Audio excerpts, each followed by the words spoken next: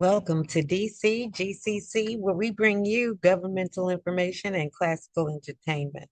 I am Governor Dr. Elizabeth Samantha Rothschild, Judge, Governor of the Federal Estate of Washington, District of Columbia. I had a little time today, so I opened up here, started another Zoom meeting to give everyone the opportunity to ask anything that they would like to ask. And it seems that some people are warming up. You all are still a little shy. Maybe don't have the time this time of day. But today, these were the best times for me. I had a in service earlier, which was canceled indefinitely for a temporary spell due to the government shutdown. And I've already spoken about the government shutdown, and I could go into further detail. However, that is classified information. Sometimes with classified information, well, basically, it has to be compiled in order to be disseminated publicly. Dealing with classified information, you, the citizens, you all have a right to know whatever's going on any given time. However, when the information is fragmented or in increments, it may not give you the full perspective of what's going on and could provide actual misinformation or be misleading because the information is not complete. And so it is classified until the information is completed and compiled in order to be disseminated for public accountancy. Wanted to put that out there. Now let's see, I have a couple of things that I wanted to go over. First thing, all of our information, FUDC, with regard to the FUDC transformation, with regard to my office as the first governor of the federal estate of Washington, District of Columbia, everything about the transformation, the charters, the zoning, the building, the construction, the locations, the budget, everything right now is at Congress, and Congress is shut down, which means that our things are on hold. That does not mean that we regress. We keep going with whatever we can do through controlled unclassified information, through my progress administrating from my office, working remotely while staying at public shelter and using public services. We just do the best that we can do, and we will continue to be successful in our endeavors. So this is going on, and Congress is shut down, and well, we're not going to shut down completely.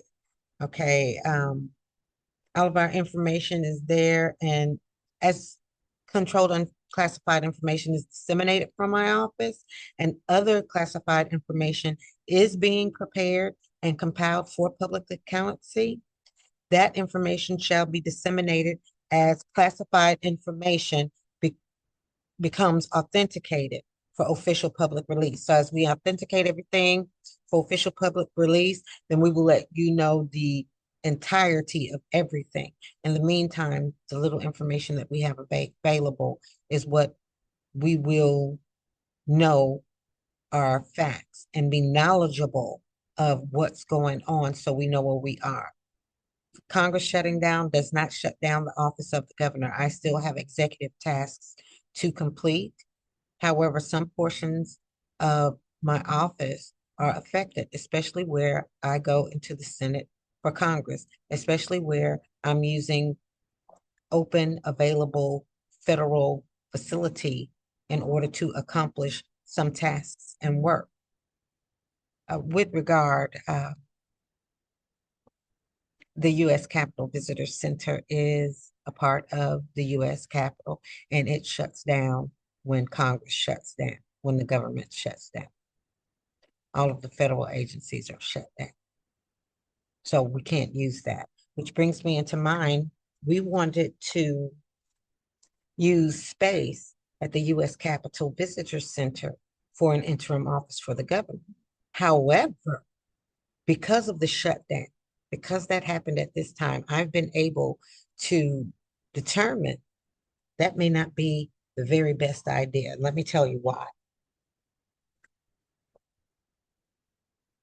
When the shutdown occurs and I have other work to accomplish, I would not be able to get into the U.S. Capitol Visitor Center because shutdown affecting the federal government is shut down. So there are not any trusts for which I can apply or be offered in order to continue working in an area that is unauthorized to even federal personnel to, and I am a federal employee, being all governors are federal employees. And so working on my executive things would be stagnated. So we want to rethink where there was the idea for using Emancipation Hall and establishing an office there because it would give public accessibility during this interim, which is very important for transparency, to make it easy for persons who decided that they would make an appointment with the office of the governor and come in and speak about their issues to have access. That was the major portion that we wanted. That's why we wanted the visitor center, because of the accessibility and the security that goes along with it. However, looking at this shutdown, and I'm seeing the executive work that I have to complete would have been affected today if I were not working remotely and I were in an office in that space. So I have decided that we will look for other places so that our work is not disrupted from the gubernatorial administration. And we can leave those things there at Congress that I suggested with regard to convening, because that would affect us. When the government shutdown happens and the budget is exhausted, we have to cut our spending. So we are awarded our federal appropriations and we have our budget, we do our expenditures and we have our expenses. When they shut down so that certain things can be paid or particular accounts can be either reimbursed or reestablished, new accounts can be created, our spending must decrease in those times. So every governmental shutdown is going to affect our spending by a classified percentage, and that will affect our Congress, and we will comply. That means the activities that we have going on, although we do not have to shut down, we are going to cut budgets and make savings during the times of the shutdown in order to account for the time that the federal government was shut down and affected us. Otherwise, it is overspending. It is not wise to spend during the federal shutdown. It is not wise to exhaust our budgets. And the state budget is a federal budget. The gubernatorial office is a federal expense.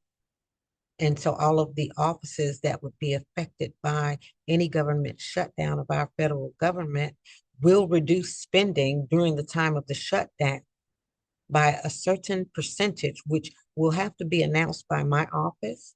I will announce that, contingent on any shutdown at the time of the shutdown, to say how much spending we are going to decrease, which means, in effect, that some of our components may actually have to shut down, or there will be generally, everyone will suffer a budget cut and decrease, not to a loss, but to a savings compound, which will compound government compounded interest during the time of the shutdown and be used wisely, but they will sit there as reserve funds.